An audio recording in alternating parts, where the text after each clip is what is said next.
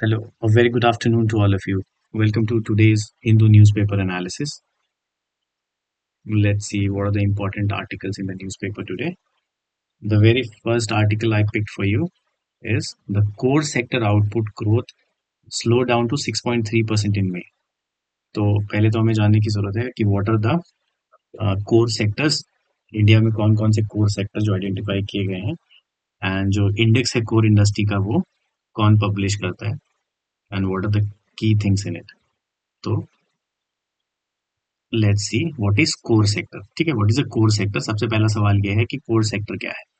Core sector जो है हमारे यहाँ पे वो 8 की इंडस्ट्रीज हैं, उनको आइडेंटिफाई किया गया है और इस 8 की इंडस्ट्री जो है आठों को मिला के बनता है क्या, कोर सेक्टर।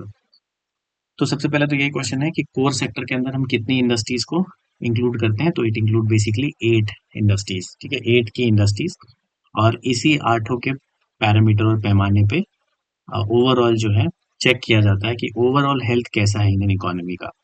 अगर ये स्ट्रॉन्ग पॉजिटिव ग्रोथ दिखा रहा है दैट मीन्स कि it's a positive economic outlook, यानी हमारी इकोनॉमी के हालात काफी अच्छे हैं।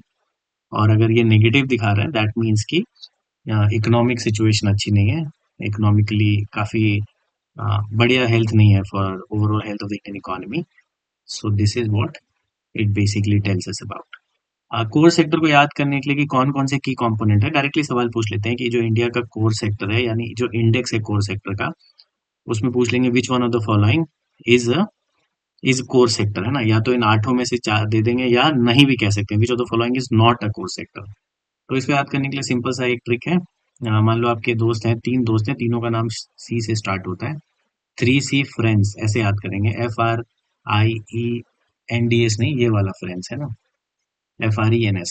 3C यानी triple C and FRENS. Okay. First C stand for coal. Then we have crude oil. These are the 8 important components or 8 key industries which comprises of the core sector of India. And if it is positive, that will indicate the health of the Indian economy is positive. That means कि हमारा Indian economy boom कर रहा है, और negative होगा तो simultaneously, ठीक है, vice versa. Then C is coal, then other C is for crude oil, and the next C is for cement। तीन हो गया हमारा।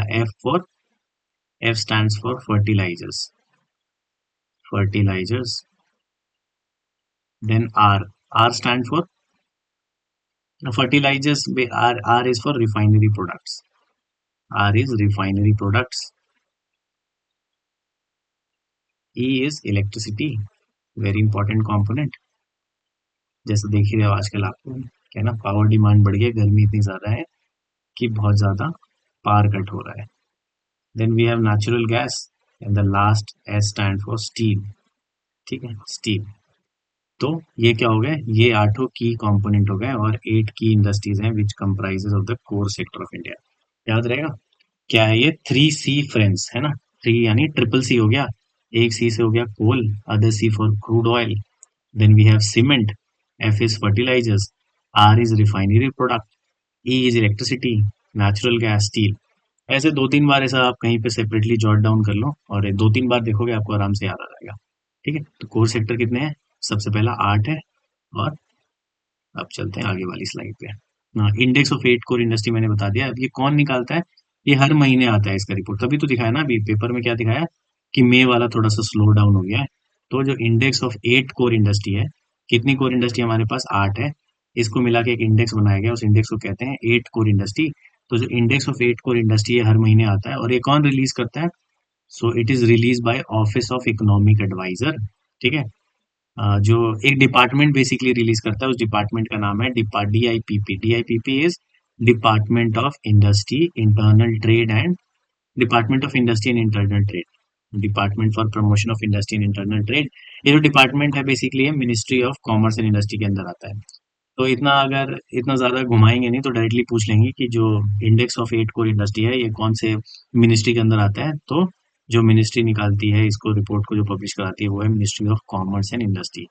ठीक है, जैसे पिछली क्लास में भी मैंने आपको बताया था, क्या कॉफी बोर्ड बताया था, कॉफी बोर्ड बैंगलोर में है, वो भी कौन सी मिनिस्ट्री के अंदर है, ministry of commerce industry. Finally और क्या बताया था, रबर बोर्ड बताया था। सो विच इज बेस्ड फ्रॉम कोटियम इन केरला। उसका भी कौन टेक मतलब एक्सपोर्ट इम्पोर्ट को कौन ध्यान रखता है, which is ministry of commerce industry. तो 8 कोर इंडस्ट्री जो है ये हर महीने इसको प्रिपेयर किया जाता है इस इंडेक्स को, and it is release by office of economic adviser. उसके अंदर एक सेपरेट डिपार्टमेंट है जिसका नाम है department for promotion of industry and internal trade, which come under the administrative control of ministry of commerce and industry. ठीक है, ministry of commerce and industry.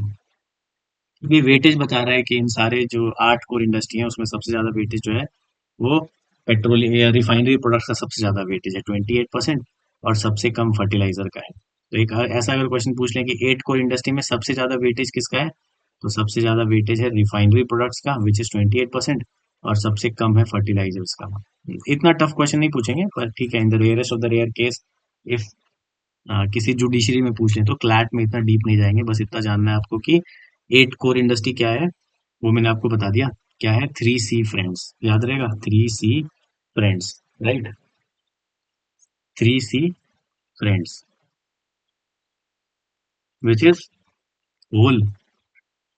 एक सी से कोल है हमारे पास, then we have crude oil, then we have cement, फिर F stands for fertilizers, then we have refinery products, we have refinery products. E is for E stands for electricity. Then we have natural gas, and the last but not the least is steel. ठीक है, तो सबसे ज्यादा weightage किसका है, maximum weightage is of refinery products which is around 28%। Maximum minimum जान लो, तो maximum refinery का है और मिनिमम क्या है, फर्टिलाइजर्स का है। हाँ देखो, पेपर पढ़ोगे तो वैसे भी पता चल जाएगा, जैसे आप देख रहे होगे कि धीरे धीरे गवर्नमेंट क्या कर रही है, फर्टिलाइजर्स पे भी सब्सिडी कम कर रही है। कहते हैं कि fertilizer is not good for overall जो हेल्थ है प्लांट्स का या किसी भी चीज़ों के लिए। जितना फर्टिलाइजर डालेंगे, तो फर्टिलाइजर तो बेसिकली डालते हैं क्या, ताकि प्रोडक्शन थोड़ा बना रहे, नहीं तो बहुत ही पेस्ट वेस्ट की वजह से बहुत लॉस हो जाता है। लेकिन फर्टिलाइजर्स का ओवरऑल इम्पैक्ट अच्छा नहीं है ना, हेल्थ पे भी देखो कितना ज़्यादा इम्पैक्ट पड़ता है। तो गवर्नमेंट भी ने फेज मैनर फर्टिलाइजर पे सब्सिडी कट कर रही है। ऐसे भी आ सकते हो कि रिफाइनरी प्रोडक्ट का सबसे ज़्यादा क्या है, मैक्सिमम वेटेज, एंड सबसे कम किसका है, फर्टिलाइजर्स का है। ठीक है, कोई भी जो हम डेटा बनाते हैं उसमें एक बेस ईयर रखा जाता है, तो इसके लिए जो बेस ईयर रखा गया है वो 2011-12 है। ठीक है, बेस ईयर मतलब एक एक उस मतलब पैरामीटर पे उस ईयर को कंसिडर करके निकाला जाता है कि 11-12 को बेस ईयर माना गया, कि 2023-24 में आज ये वेटेज कहाँ पहुंच गया और उस समय पे क्या था, है ना, एक रेफरेंस पॉइंट होता है बेसिकली। तो बेस ईयर रखा गया है 2011-12 को। तो इसका क्या अब काम है, तो ये जो 8 कोर इंडस्ट्री है इसको वाइडली यूज करते हैं पॉलिसी बनाने में, पॉलिसी मेकर्स इसका इस्तेमाल करते हैं, ministry of finance, other ministry department, RBI and railway board, कि क्या ट्रेंड चल रहा है इन सेक्टर्स का। तो ये हो गया हमारा 8 कोर इंडस्ट्री। ठीक है, जैसे देखो यहाँ पे भी लिखा है index of industrial production is एक और इंडेक्स होता है उसको आईआईपी बोलते हैं, इंडेक्स ऑफ इंडस्ट्रियल प्रोडक्शन। दो चीज हो गया, एक क्या हो गया हमारा, एक हमारा 8 कोर इंडस्ट्री हो गया, वो कौन निकालता है, ministry of commerce industry, DIPP department. और एक इंडेक्स ऑफ इंडस्ट्रियल प्रोडक्शन है, ये कौन निकालता है, ये निकालता है, this is compiled by CSO, central statistical organisation. तो दो चीजें आपको याद रखनी है, एक तो 8 कोर इंडस्ट्री मैंने आपको बता दिया, वो कौन निकालता है, ministry of commerce and industry, ministry of commerce and industry. Department है department of internal trade promotion वाला, डीआईपीपी। बस आपको इतना याद रखना है, मिनिस्ट्री ऑफ कॉमर्स इंडस्ट्री निकालता है। उसी तरह से इंडेक्स ऑफ इंडस्ट्रियल प्रोडक्शन है, ये कौन रिलीज करता है, ये रिलीज करता है सीएसओ। ठीक है, दोनों का बेस ईयर सेम ही है 11-12। तो this is what the first article is.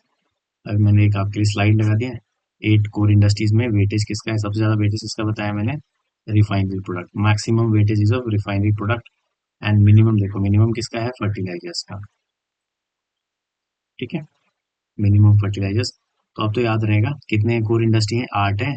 कौन निकालता है भाई, office of economic adviser, DIPP department है, और मिनिस्ट्री कौन सी है, ministry of commerce and industry. ठीक है, ये हो गया 8 कोर इंडस्ट्री। एक और बताए, IIP, index of industrial production, ये कौन निकालता है, CSO, central statistical organisation, central statistical organisation. 8 core industry क्या है, 3C और FRENS फ्रेंड्स।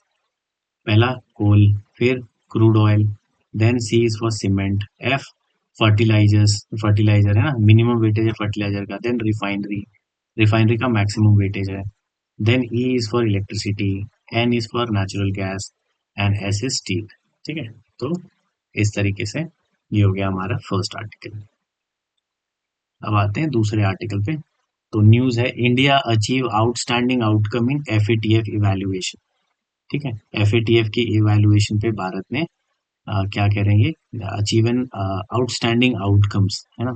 तो म्यूचुअल इवैल्यूएशन जो रिपोर्ट है इंडिया की, which was adopted at the FATF plenary held in Singapore from, अभी कहाँ पे हुआ था FATF का, FATF की हाई डिसीजन मेकिंग बॉडी को कहते हैं FATF प्लीनरी, ये हुआ था सिंगापुर के अंदर। ठीक है, सिंगापुर में हुआ था, जिसमें भारत ने भी पार्टिसिपेट किया था, पार्टिसिपेट करेगा ही क्योंकि भारत FATF का मेंबर है। अब हमने जानने की जरूरत क्या है कि FATF क्या है, व्हाट इज FATF। तो FATF is financial action task force, financial action task force FATF है। ये एक inter governmental policy making body है।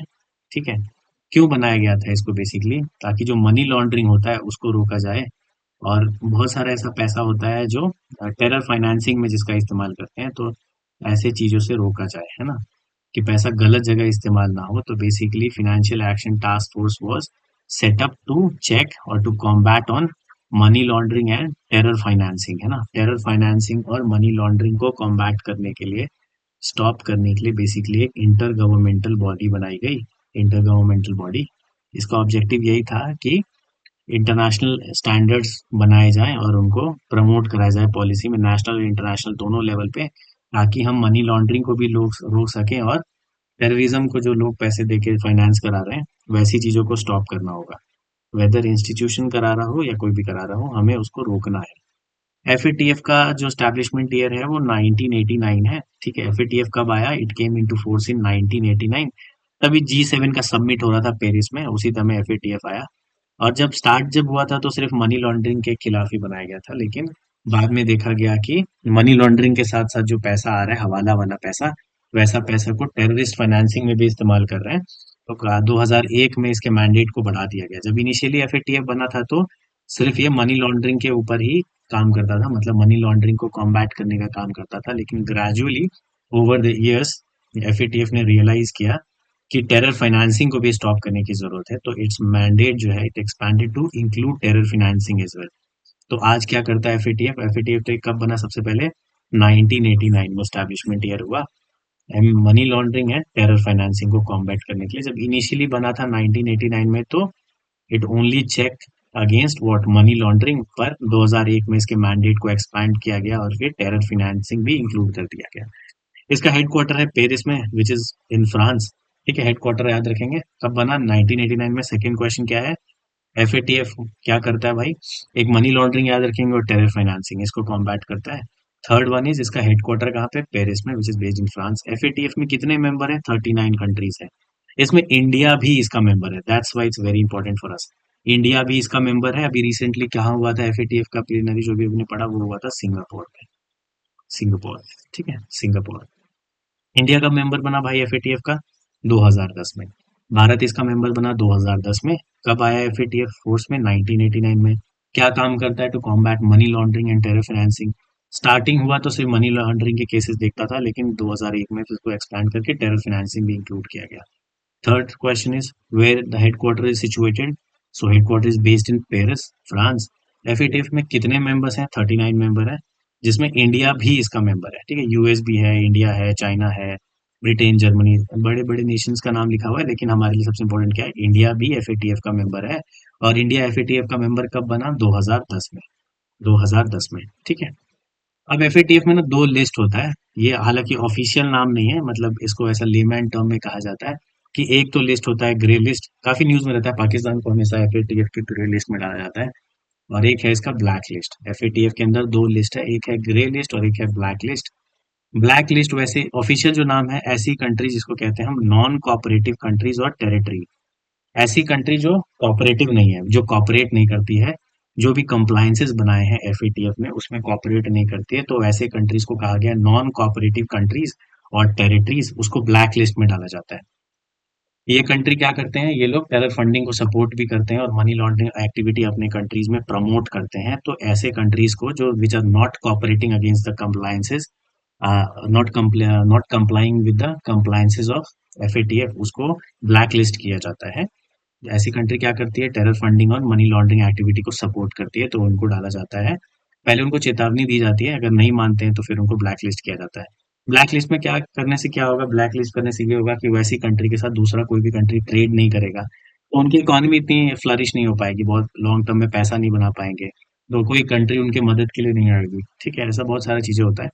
तो FATF revise the black list, regularly black list को रिवाइज करता रहता है। मान लो कोई कंट्री को ब्लैक लिस्ट कर दिया, लेकिन फिर उसने क्या है, उस कंट्री ने अपने कंट्री में स्ट्रिक्ट एक्शन लिए और ये जो वो टेरर फंडिंग और मनी लॉन्ड्रिंग की एक्टिविटी को सपोर्ट कर रहा था उसको बंद करेगा, तो फिर उसको FATF से बाहर कर देंगे। फिर एक ग्रे लिस्ट है, ऐसी कंट्री जिसको माना जाता है कि that are safe haven for supporting terror funding and money laundering, उसको FATF ग्रे लिस्ट में डाला जाता है। और इस वार्निंग से अगर भी वो नहीं सुधरते हैं तो फिर उनको ब्लैक लिस्ट में डाल देते हैं। पाकिस्तान को भी ब्लैक लिस्ट में भी रिसेंटली डालने वाले थे, लेकिन फिर वो अभी ग्रे लिस्ट में ही था। तो तीन कंट्री है अभी, ये याद रखेंगे, बहुत इंपॉर्टेंट है। तीन कंट्री कौन कौन सी है जो FATF लिस्ट में है, north Korea, Iran and Myanmar. अभी म्यांमार रिसेंटली इंडक्ट किया गया। तीन कंट्री है FATF की लिस्ट में, ठीक है, FATF की ब्लैक लिस्ट में। दो लिस्ट है। अब देखो कितने सारे क्वेश्चन हो गए। पहला FATF क्या है, फाइनेंशियल एक्शन टास्क फोर्स। कब आया, 1989 में। जब इनिशियली आया तो क्या काम करता था, सिर्फ मनी लॉन्ड्रिंग कॉम्बैट करता था। 2001 में लगा कि नहीं भाई, मनी लॉन्ड्रिंग के साथ साथ हमें मैंडेट को एक्सपैंड करना चाहिए, तो टेरर फाइनेंसिंग भी इंक्लूड कर दिया गया। ठीक है, ये हो गया। देन हेडक्वार्टर कहाँ पे, headquarter is in Paris which is in France. ठीक है, हेडक्वार्टर हो गया। इंडिया इसका मेंबर कब बना, इंडिया भी इसका मेंबर है। पहली बात तो इंडिया इसका मेंबर बना 2010 में। ठीक है, दो लिस्ट है, एक कौन सा लिस्ट है, एक है ग्रे लिस्ट और दूसरा क्या है, दूसरा है ब्लैक लिस्ट। ब्लैक लिस्ट कैसी कंट्री को कहते हैं, NCCT, यानी नॉन कोऑपरेटिव कंट्रीज और टेरिटरी। ऐसी कंट्री जो टेरर फंडिंग और मनी लॉन्ड्रिंग को सपोर्ट करती है। तो इसमें तीन कंट्री है आज की डेट में। पहला कंट्री है ईरान, दूसरा है north Korea and the third one is Myanmar. याद रखोगे, Iran, north Korea and Myanmar. तो ये हो गया। ग्रे लिस्ट में मैंने आपको बता ही दिया। ग्रे लिस्ट में मतलब, ग्रे लिस्ट को ऐसा समझा जाता है कि ये country which is consider safe haven for supporting terror funding and money laundering, तो ग्रे लिस्ट में डाल देता है। फिर चेतावनी से अगर नहीं मानते तो फिर उनको ब्लैक लिस्ट कर दिया जाता है। अब इसके क्या कॉन्सिक्वेंसेज होते हैं, जैसे मैंने आपको बताया कि कोई भी फिनेंशियल एड नहीं दिया जाता उनको। बड़ी बड़ी जितनी ऑर्गेनाइजेशन है, IMF, world bank, ADB, European bank, कोई भी उनको क्या है, पैसे नहीं देता। तो they also face a number of international economic and financial restriction and sanction. बहुत सारे फाइनेंशियल सैंक्शन और रिस्ट्रिक्शन लग जाते हैं ऐसी कंट्री पे। इसलिए कोई भी कंट्री FATF ब्लैक लिस्ट में नहीं आना चाहती। एक तरह से क्या है, उनका बॉयकॉट हो जाता है, इकोनॉमिक बॉयकॉट हो जाता है। ठीक है, ये दो आर्टिकल हो गए। अब एक है, एक और आर्टिकल मैंने पिक किया है, उसमें है कि फिस्कल डेफिसिट जो है at 3% of target by me end. अब सवाल ये है कि फिस्कल डेफिसिट क्या है। ठीक है, देखो दो ही चीज होता है इकोनॉमी में। एक तो क्या होता है, एक तो आप रेवेन्यू यानी पैसे बनाते हो, आप पैसे कमाते हो, और दूसरा क्या है, पैसे खर्च करते हो। ठीक है, अब ज्यादा पैसे कमाते हो और खर्च कम करते हो, which is a good sign, है ना, तो पॉजिटिव होगा, है ना। लेकिन आपकी कमाई कम है और खर्चे ज्यादा कर रहे हो, तो ये तो अच्छी चीज नहीं है ना, तो तब तो डेफिसिट ही हो जाएगा। तो सरप्लस में होना तो गुड थिंग है, लेकिन डेफिसिट होना अच्छी बात नहीं है।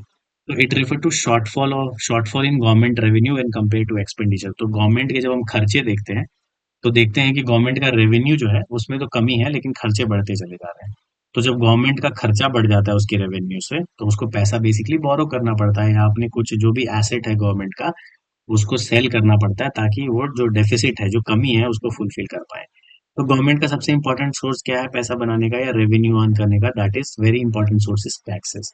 तो फिजिकल डेफिसिट यही है कि क्या है, गवर्नमेंट का एक्सपेंडिचर बढ़ गया उसके रेवेन्यू से, तो ये डेफिसिट हो गया, है ना। तो इसके लिए बहुत सारे मतलब कि लॉज भी आए। तो एक FRBM एक्ट है, very important act. FRBM act आप याद रखेंगे 2003 में आया। FRBM क्या है, physical responsibility and budget management act. ठीक है, यानी फिजिकल जो है, फिजिकल यानी मनी, मनी को क्या है, इसको कैसे हम यूज करें और किस तरह से बजट को मैनेज करें, ताकि हमारा जो डेफिसिट है उसको ग्रेजुअली कम करते चले जाएं। ज्यादा डेफिसिट नहीं होना चाहिए, विच इज, ज्यादा कर्ज में चले जाएंगे तो that's not a good sign for a nation to prosper और डेवलप। ठीक है, लेकिन हमारा इतना ज्यादा भी नहीं है, इतनी ज्यादा लॉन्ग टर्म बोरोइंग में भारत पैसे बना रहा है ना, शॉर्ट टर्म में तो लोन लेता है, ये हर कंट्री थोड़ा बहुत पैसे लेता है। तो FRBM एक्ट कब आया, सबसे पहले तो जो फिजिकल रिस्पॉन्सिबिलिटी और बजट मैनेजमेंट एक्ट है, इट वाज इंस्टीट्यूटेड इन 2003। इसने बहुत सारे एम्बिशियस टारगेट रखे डेट रिडक्शन के, ताकि क्या है, जो गवर्नमेंट का डेथ है, तो सबसे इंपॉर्टेंट फिगर आपको याद करना है, aiming to limit the general debt to 60%, है ना, 60% ऑफ द जीडीपी। 2024-25 तक क्या रखा है इन्होंने कि जो कर्जे हैं वो 60% तक लगभग कम हो जाए जीडीपी के। ठीक है। तो सब्सिक्वेंटली जो है इन्होंने क्या रिकमेंड किया है, इस कमेटी ने recommended a debt to GDP ratio of 60% combined, यानी दो सरकार है, एक तो सेंटर में और एक स्टेट में, दोनों को मिला के जो combined debt to GDP ratio है, द डेट टू डेट यानी कर्ज, डेट टू जीडीपी रेशियो कितना करना चाहते हैं, 60%। कंबाइंड है ये, ठीक है, जिसमें 40% किसका है भाई, 40% debt for the central government और 20% जो डेट है स्टेट गवर्नमेंट। इतना परमिसिबल है, इसके ऊपर नहीं जाना। ठीक है, इन्होंने ये रिकमेंड किया है, as recommended a debt to GDP ratio of 60% for the combined government by 2023। Gradually कह रहे हैं कि इसको हम कम करते चले जाएंगे। तो यही जो है ये रखा गया है। ठीक है, physical responsibility and budget management act. अब ये ट्रेंड है बेसिकली। ठीक है, ट्रेंड ये है कि फिजिकल डेफिसिट, ये बहुत तरह का डेफिसिट होता है, मैं कभी आपको समझाऊंगा कि क्या क्या है। तो इसमें बेसिकली नंबर पूछ लेते हैं। तो 2023-24 में क्या रखा गया, 5.9%, है ना, किसका है फिजिकल डेफिसिट, 5.9% ऑफ जीडीपी होना चाहिए। देखते हैं अचीव करते हैं कि नहीं। Russia warns of response against US drone over Black Sea. ठीक है, ब्लैक सी को लेके काफी चर्चा रहती है, न्यूज।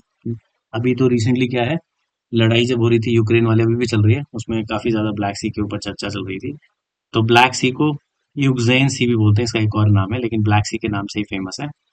ठीक है, जोग्राफिकल लोकेशन देखें तो ब्लैक सी के नॉर्थ में यूक्रेन है, नॉर्थ वेस्ट में रशिया और जॉर्जिया इसके ईस्ट में है। टर्की का नाम अब बदल के तुर्की हो गया है, and then Bulgaria and Romania to the west. ठीक है, ये है ब्लैक सी। ठीक है, ये हमारा ब्लैक सी है। इस तरफ इसके एक ये ऐसा क्वेश्चन पूछा जाता है कि जो वाटर बॉडी है उसको कनेक्ट करने वाला कौन कौन सा वो है, कौन कौन सी कंट्री उसको इनसर्कल कर रही है। तो ब्लैक सी के पास कौन सी कंट्री है कि ये हो गया रोमानिया, यहाँ पे है Bulgaria, then we have Turkey, Russia, Georgia, है ना। देखो, इसको याद करने का मैं आपको एक ट्रिक बताता हूँ, वेरी बहुत ही आसान ट्रिक है। बर्गर खाते हो ना सब, द बर्गर, है ना, द बर्गर।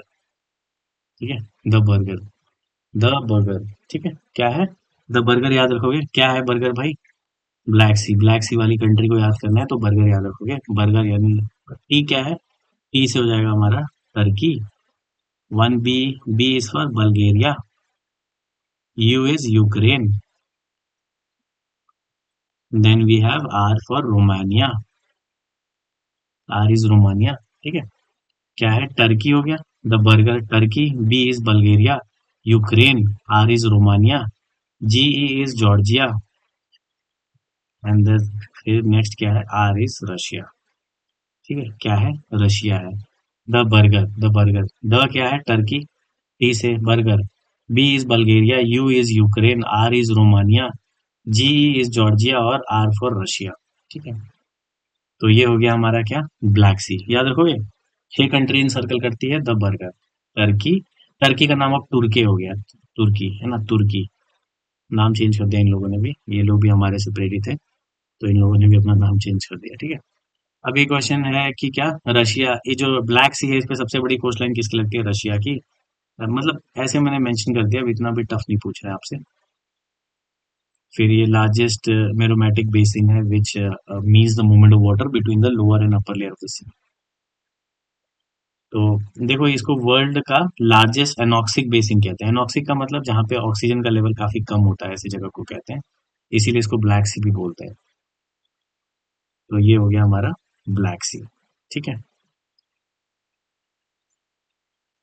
अब एक ये देखो, the tourism department in Karnataka is planning to promote the UNESCO world heritage site of Somnathpur, है ना। सोमनाथपुर को रिसेंटली इंडक्ट किया गया यूनेस्को के वर्ल्ड हेरिटेज साइट में। तो आपसे ये पूछ लेंगे कि सोमनाथपुरम जो है, जो भी यूनेस्को की वर्ल्ड हेरिटेज साइट में इंडिया से इंक्लूड किया गया है, वो कहाँ पे है भाई, वो है कर्नाटका में। कहाँ पे है, कर्नाटका में, सोमनाथपुरा, है ना। सोमनाथ, सोमनाथ एक टेम्पल भी है ना, जो ज्योतिर्लिंग में आता है, पर वो कहाँ पे है, वो गुजरात में, वो वाला नहीं है ये है सोमनाथपुर, है ना, वर्ल्ड हेरिटेज साइट है यूनेस्को का। तो आर्टिकल में आया था, तो मैंने आपके लिए पिक किया है। कहाँ पे है, कर्नाटका में। तो 3 होयसाला एरा टेम्पल है कर्नाटका में, मतलब होयसाला एक डायनेस्टी थी, उसमें एक है चेन्नकेश्वरा बेलूर में, एक है होयसलेरवा हेलेबिडु एंड केशवा टेम्पल, जो सोमनाथपुरम मैसूरू वाला जो टेम्पल है ना जो दिखाया है, उसको केशव टेम्पल के नाम से बेसिकली वो फेमस है, केशव टेम्पल। तो या तो केशव टेम्पल आ जाए ऑप्शन में, या सोमनाथपुर टेम्पल आ जाए मैसूर में। वो कौन सा टेम्पल है, ये तीनों को कहाँ इंक्लूड किया गया है यूनेस्को की वर्ल्ड हेरिटेज लिस्ट में। ठीक है। अनाउंसमेंट कब हुआ, अभी यूनेस्को का ना वर्ल्ड हेरिटेज कमेटी का सेशन हुआ था रियाद में, है ना, अक्टूबर नवंबर में हुआ 2023 में। अभी इसको इंक्लूड किया गया, आज पेपर में आया इसलिए मैंने आपको डिस्कस किया ये चीज। तो announcement my made by UNESCO during the world heritage committee 45th session कहाँ पे, रियाद में हुआ था। तो एक वो चेनेश्वरा टेम्पल जो है सोमनाथपुर का, इसको क्या बोलते हैं, केशव टेम्पल भी बोलते हैं। और ये रिवर कावेरी के अराउंड है, और होयसाला किंगडम के राजा ने इसको बनाया था। और टेम्पल आर्किटेक्चर दो तरह का होता है, जो नॉर्थ इंडिया में टेम्पल बनाते हैं उसको हम नागर स्टाइल बोलते हैं।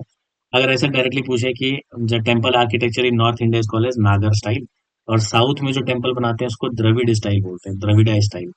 तो राहुल द्रविड़ आप जानते ही हो, वो राहुल द्रविड़ कहाँ, साउथ से ही है ना, बैंगलोर से है।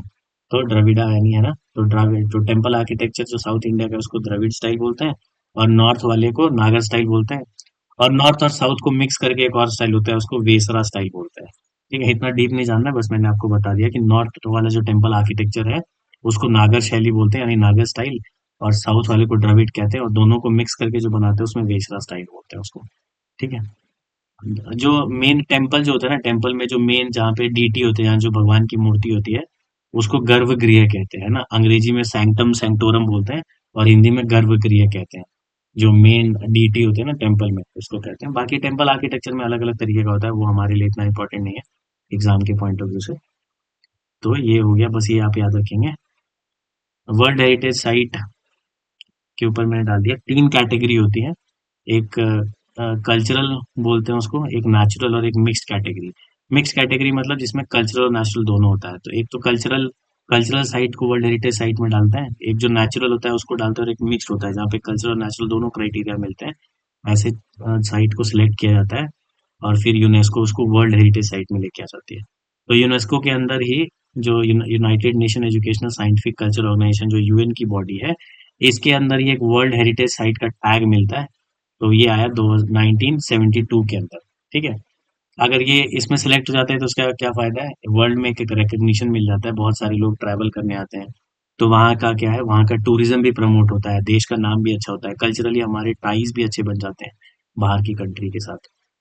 तो ऐसे ही जो अभी रिसेंटली हुआ वो रियाद में हुआ। एक और है कि अगर पूछे कि दुनिया में सबसे ज्यादा वर्ल्ड हेरिटेज साइट किसके पास है, इटली के पास है ना। Italy is the country with the most site on the list. दूसरे नंबर पे चाइना है, यहाँ भी चाइना भाई आगे है, दूसरे नंबर पे है। तो दुनिया में सबसे ज्यादा वर्ल्ड हेरिटेज साइट कहाँ पे, इटली में, उसके बाद है चाइना में। भारत के पास 42 वर्ल्ड हेरिटेज साइट है, याद रखना। ठीक है। जिसमें से 30 अभी मैंने बताया ना, तीन कैटेगरी है, तो 34 कल्चरल है, एक नेचुरल है, और एक क्या है, मिक्स्ड है। मिक्स्ड में जो है वो कंचनजंगा वाला है। ठीक है। तो ये हो गया हमारा वर्ल्ड हेरिटेज साइट। ओके। तो यही कुछ इंपॉर्टेंट आर्टिकल थे। बाकी ये देखो, आ, अभी रिसेंटली आपने न्यूज में अगर सुना होगा कि canopied canopy collapse at Delhi airport. तो वही इंफ्रास्ट्रक्चर के ऊपर बहस चल रही है कि कैसे आपने काम किया, मतलब इसमें देखो यहाँ लिखा है ना, मतलब बेचारे एक लोग की मृत्यु भी हो गई इसमें, और 6 लोग घायल भी हो गए। तो रेस किया गया अथॉरिटी के ऊपर कि आपने कंस्ट्रक्शन कैसे ढंग से नहीं किया। बाकी कोर सेक्टर हमने देख लिया। ऑपोजिशन वाला अपने हमने डिस्कस कर ही लिया, लीडर ऑफ ऑपोजिशन, है ना। We have discuss these important things. बाकी ये पॉलिटिकल न्यूज, नीट का पेपर, है ना, एनटीए हमने डिस्कस कर चुके हैं हम।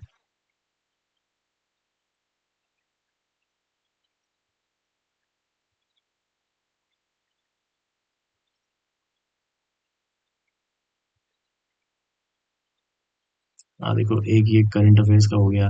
डेप्यूटी एनएसए, यानी नेशनल, एक मिनट जस्ट मोमेंट, हाँ, डेप्यूटी नेशनल सिक्योरिटी एडवाइजर थे पहले विक्रम मिश्री जी। अब जो विक्रम मिश्री साहब हैं, इनको क्या बना दिया गया है, ये भारत के दूसरे नेक्स्ट फॉरेन सेक्रेटरी होंगे। फॉरेन सेक्रेटरी, तो याद रखोगे नेक्स्ट फॉरेन सेक्रेटरी कौन बनेंगे, विक्रम मिश्री जी, है ना, विक्रम मिश्री, मिश्री याद रखोगे, है ना, मिश्री। तो ये मिश्री साहब जो है ये पहले डेप्यूटी एनएसए थे, नेशनल सिक्योरिटी एडवाइजर, अब इनको क्या बना दिया गया है, भारत का नेक्स्ट फॉरेन सेक्रेटरी। ठीक है।